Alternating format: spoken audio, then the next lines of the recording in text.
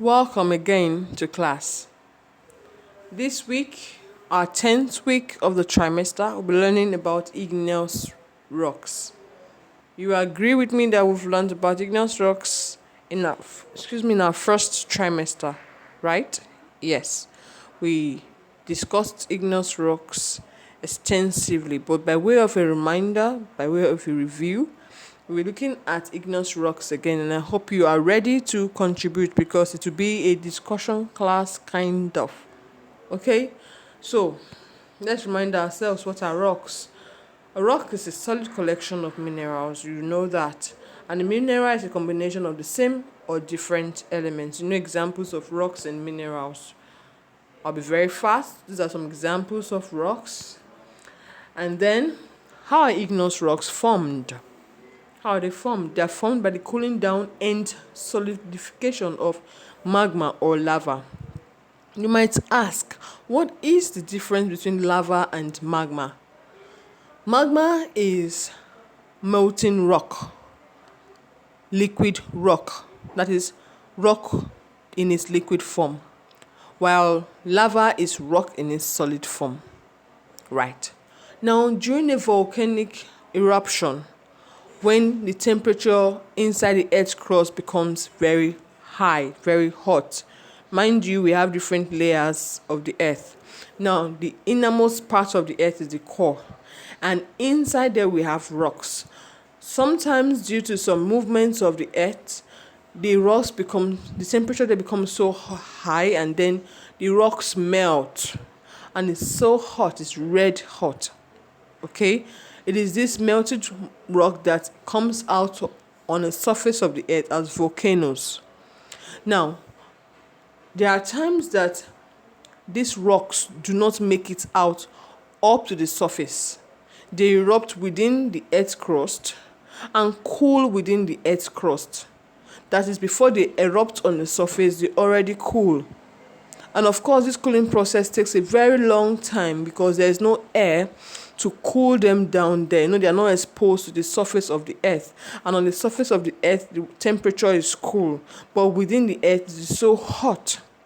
So when these molten rocks, erupt within the crust, the earth crust, and do not make it, probably the force wasn't strong enough to push it out on the surface, they cool down within the rock, within the earth crust, and form intrusive igneous rocks. So intrusive igneous rocks are formed from the cooling down and solidification of magma, that is molten rocks.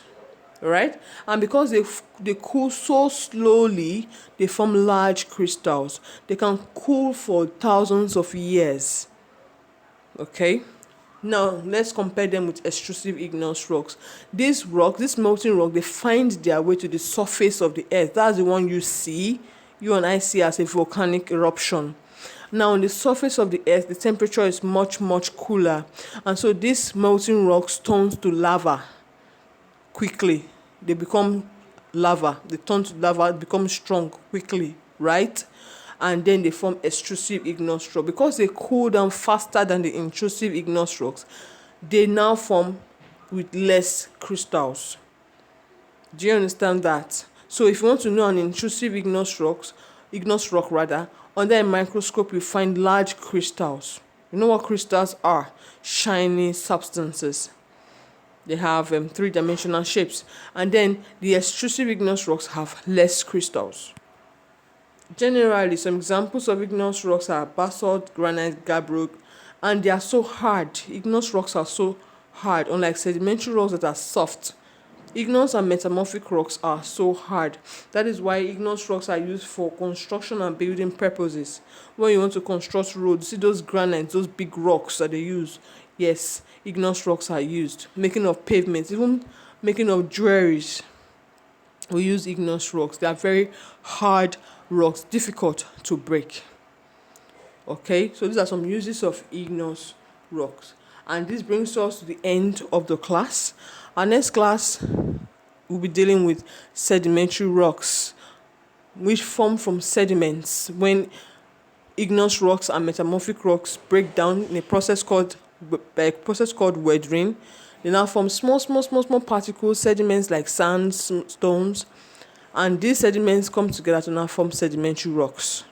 Then how are metamorphic rocks formed? By transformation of igneous or sedimentary or metamorphic rocks, or a combination of all.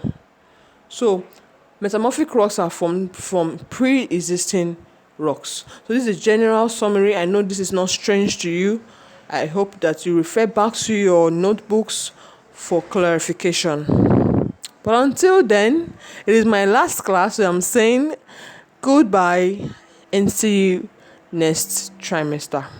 Goodbye.